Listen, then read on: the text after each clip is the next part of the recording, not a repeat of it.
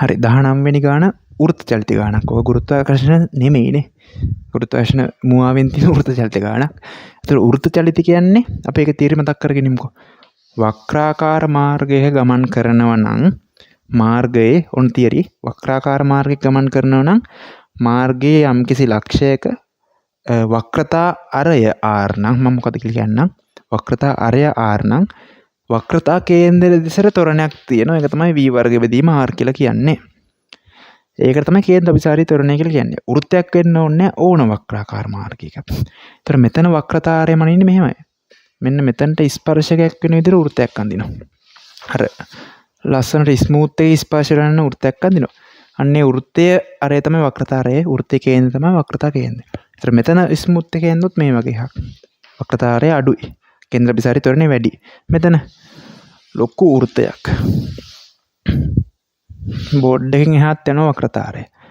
හරිනේ. එතකොට සිලබස් එකේ වක්‍රතාරය හොයන්න නැති හින්දා තමයි රවුමට යන ඒවායි වෘත්ත චලිත කතා කරන්නේ. ඉර තියෙනවා මෙහෙම. පෘථුවිය මෙහෙම තියෙයි කියලා හිතන්නකෝ me කියලා. හරි අපිට කියනවා මෙයාගේ දුර r1 අංගහරුගේ ස්කන්ධේ මෙහෙම ගමුකෝ. පෘථුවියේ ස්පර්ශීය ප්‍රවේගය v1 බලන්න. හරිනම් ඉලිප්සාකාර කක්ෂවල යන්නේ. වෘත්තාකාර කියලා තියෙනවා. ඒ හින්දා අපිට වෘත්ත චලිතය පාවිච්චි කරන්න පුළුවන්. ඉලිප්සාකාර චලිතයක් සිලබස් එකේ නෑ නේ. හරි. මෙයාට දාමු කේන්ද්‍ර දිශට f සමාන m. පොත කේන්ද්‍ර අභිසාරී ත්වරණයක් තියෙනවා. මාර්ගයේ වෘත්තයක්නේ. කේන්ද්‍ර අභිසාරී ත්වරණයක් තියෙනවා. ඒ කේන්ද්‍ර අභිසාරී බලයකුත් තියෙනවා. ඒ කේන්ද්‍ර අභිසාරී බලය තියෙන ගුරුත්වාකර්ෂණ බලන්නේ. GMME යට R1 වර්ගය සමානයි MA ME A කියලා කියන්නේ V වර්ගයට R. ME ට ME කැපෙනවා. මේ වර්ගයට මේක කැපෙනවා. ඒතර V1 කෙනෙක් එනවා GM යට R1 කියලා.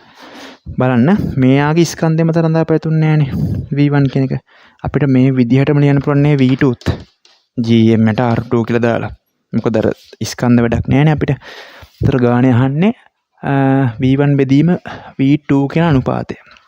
V1 බෙදීම V2 කියලා කියන්නේ මේ වර්ගමූල තියේදී බලන්න වර්ගමූල අපිට ඕන නම් මේ වර්ගමූල දෙකකට වෙන් කරන්න පුළුවන්. කියන්නේ වර්ගමූල එකතු කරන්න වෙන් කරන්න පුළුවන්. මේ වර්ගමූලය තව දෙකකට වෙන් කරන්න පුළුවන්. මෙහෙම. හරිනේ. එතකොට GM යට R1 බෙදීම GM යට R2 ගේ තනි වර්ගමූල කියලා ගන්න පුළුවන්. මෙහෙම ලොකු බෙදීමක් උඩ පොඩි බෙදීමක් යට බෙදීමක් තිබ්බොත් උඩ දෙන්න වෙනමයි යට දෙන්න වෙනමයි ගුණ වෙනවා. ඒක මතක තියාගන්න ලේසි සුළු කරද්දි. මෙන්න මෙහෙම වෙනවා. GM ට GM කැපිලා යනවා. R2 බෙදීම R1 ගේ මූලය කියලා තමයි උත්තරේ එන්නේ. තුන්වෙනි උත්තරය තමයි ඒතර ගන්න වෙන්නේ නේ. හරි මම හිතන්නේ ඒක තේරෙන්නේ නැති කියලා.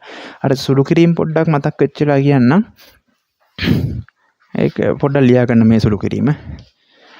මෙහෙම තිබ්බොත් ලොකු බෙදීමකට චූටි බෙදීමක් තිබ්බොත් AC බෙදීම B කියලා ලියන්න පුළුවන්. යට දෙන්න ගුණ වෙලා මේක මෙහෙම ලියන්නත් පුළුවන්. මෙහෙම තිබ්බොත් යට දෙන්න ගුණ කරලා ලියන්නත් පුළුවන්. ඒ ටික පොඩ්ඩක් හුරු වුණා නම් හරි. හරිනේ. ඒ ගානත් හරි එතකොට.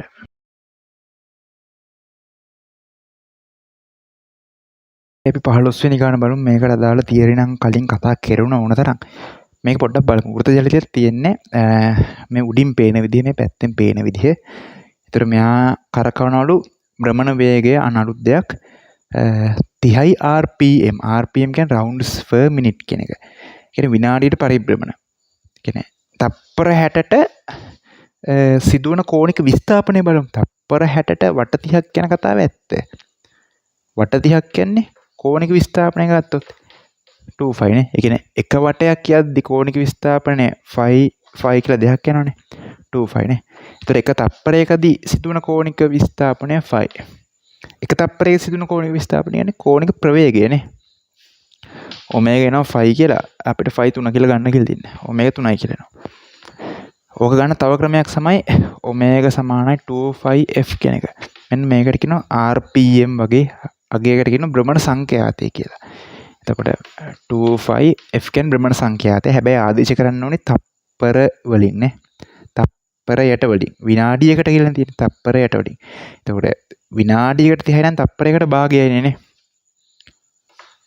එතකොටත් 5 කියලා එනවා. හරි අපි කෝණික ප්‍රවේගය හොයාගත්ත. කෝණික ප්‍රවේගයෙන් අපිට ඕනේ ඒකෙන් අපිට ගණන් හදන්න තියෙන්නේ. ස්ථිතික ඝර්ෂණ සංගුණය කියලා තියෙනවා. ඔය වගේ දැන් බලමු පොඩ්ඩක්. අනිවාර්යෙන් ස්ථිතික ඝර්ෂණ සංගුණය කියලා නැත්තම් ගොඩක් වෙලාට උපරිම කියලා වචනයක් තියෙනවනේ ගානේ. අර තියෙනවනේ අන්තිමට තියෙනවා.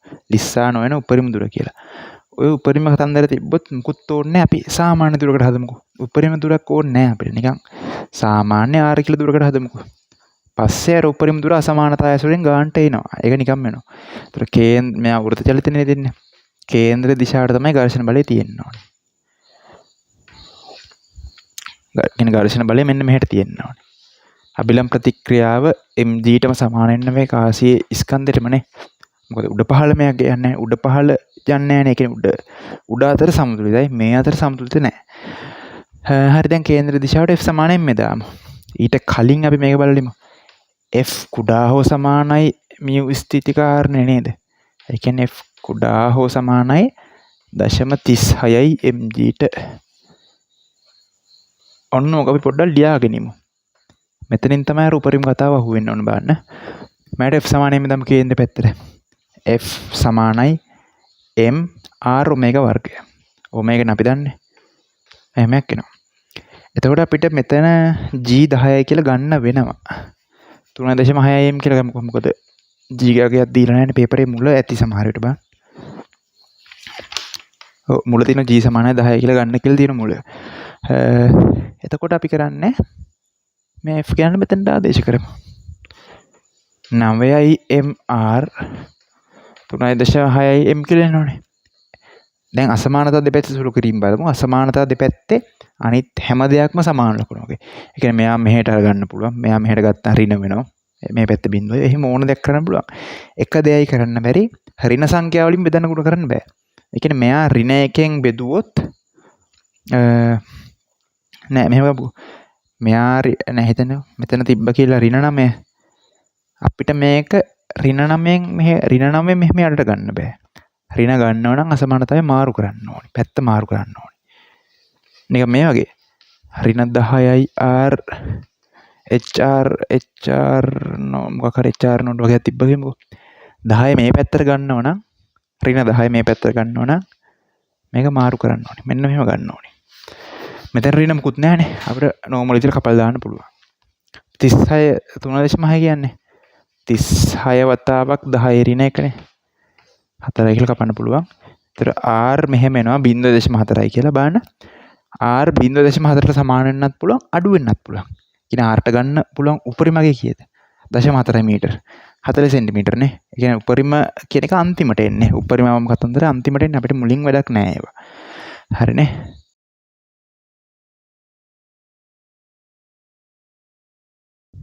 හරි අපි බලමු 41 වෙනි ගාන ලේසි ගානක්. මොකද දන්නේ 41 වෙනියට දුන්නේ.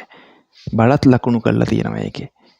මෙයා 30යි නම් බලන්න සමපාද ත්‍රිකෝණයක් කියලා දීලා තියෙනවනේ මෙයා. ජ්‍යාමිතිය දන්නවද කියලා බලලා ඇත්තේ මට හිතෙන්නේ. සමපාද ත්‍රිකෝණයක් කියලා තියෙනවනේ. මෙයා මූල 3යි කියලා දීලා තියෙනවා.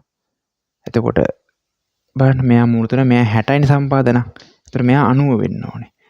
එතකොට මෙයා 2යි නම් 2යි cos 60 මෙයා 1 වෙන්න ඕනේ. මෙයාත් 1 වෙන්න ඕනේ. මෙයා සමානයි මේ 60ත් මෙහෙමමයි.